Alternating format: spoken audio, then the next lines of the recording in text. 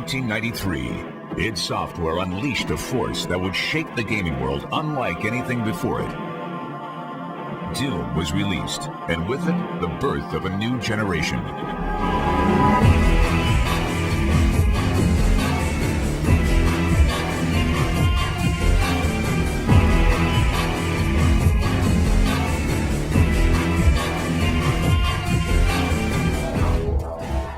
The original Doom was a really significant jump in gaming technology for the time. We were making really big strides almost every single game every year. And Doom was a really significant kind of inflection point for things because all of a sudden the world was vivid enough that normal people could look at a computer game and understand what computer gamers were always excited about. With the new Doom game, we've been able to do what I think is one of the most important things for our game engines here, is we've unified the way all of our surfaces and lights interact. We're able to use the bump mapping technologies on the modern 3D cards to bring about detail into things that we can still run at a very rapid rate. And the step in quality is just breathtaking. We're able to see pores and veins and crevices, and we're able to go ahead and see whether a scientist is having a bad hair day. Now, most of the time you don't get to see this much detail when you're just gunning down enemies, but occasionally something will happen. You'll turn around and there's a monster right there in your face. You see the slime dripping out of its mouth and blood coming off of it, and it's really taking it to a new level. The technologies that have followed from the original Doom have brought freedom to the artists who are now able to truly bring their visions to life.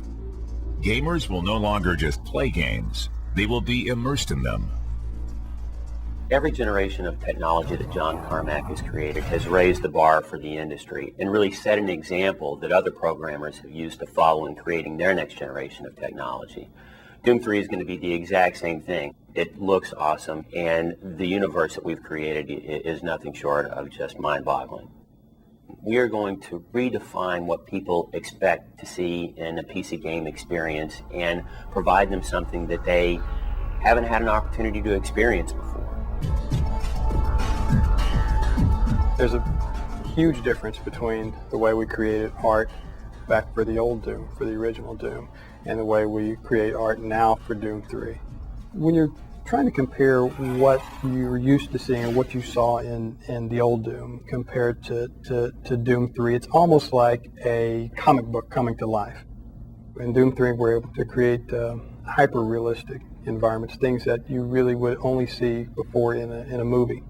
When a character passes through the light and the way the light works against the surface and casts a shadow across its own body and casts a shadow on the floor, the type of detail that we're able to achieve with each character begins to feel like you can reach out and actually touch it. It's pretty much the most frighteningly realistic experience that you have inside a game.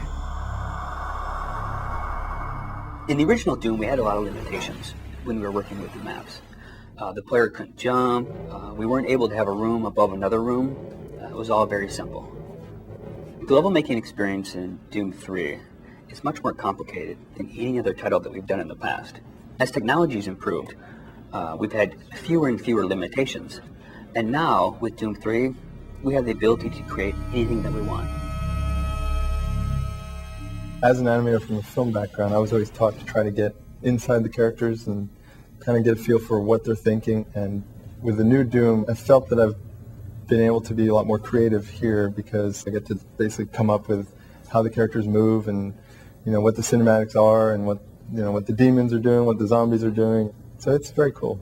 People probably won't understand the amount of detail that is in the world and what goes into creating those details.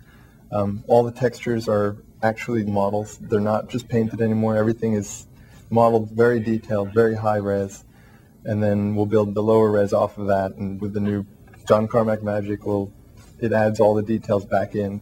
We're getting to the point where people really enjoy having that ability to create cinematics that, are basically film quality. When we were presented with the opportunity to work on Doom 3, that was a bandwagon I jumped on, with both feet and kind of rallied and said, yes, that's what we need to make, because the technology was right and the time was right, and I really felt that's what fans wanted. People wanted another Doom game from id. Gamers and press alike embraced Doom as it took them through an uncomfortable journey filled with demons and monsters. A decade later, id Software brings back the title that defined the first-person action shooter and makes it one of the most frightening places to be.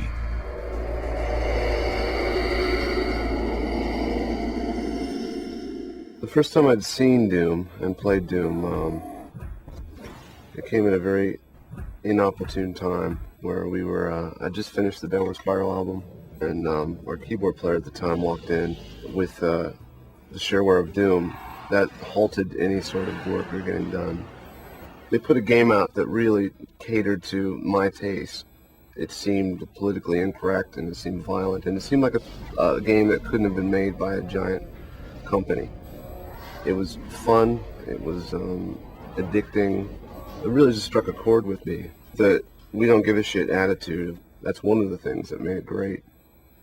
When I initially talked to John about the next project he was working on, it ended up being Doom. I think one of the things that excited me about being involved in it was because games today, the technology allows a much more realistic, immersive environment. From a sound perspective, it's infinitely more creative. I'm intrigued about what we will be able to pull off in terms of really getting inside your head and making it an unpleasant place to be.